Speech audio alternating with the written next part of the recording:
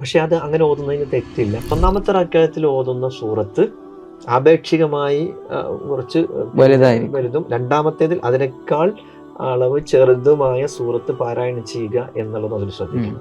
എന്നാൽ അതേസമയം ചില സൂറത്തുകൾ പ്രത്യേകമായി സുന്നത്തായി നിർദ്ദേശിക്കപ്പെട്ടതുണ്ടാവും.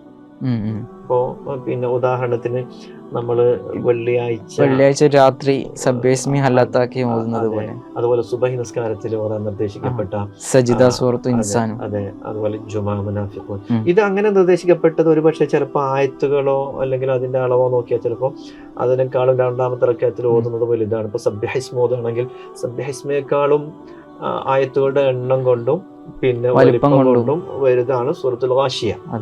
പക്ഷെ അത് അങ്ങനെ ഓതുന്നതിന് തെറ്റില്ല. കാരണം അത് അങ്ങനെ തന്നെ സുന്നത്തായിട്ട് നബി സല്ലല്ലാഹു അലൈഹി വസല്ലം തങ്ങൾ ശീലമാക്കിയതായി നിർദ്ദേശിക്കപ്പെട്ട ഒരു സംഗതി എന്നുള്ള നിലയ്ക്ക് അതാവാം.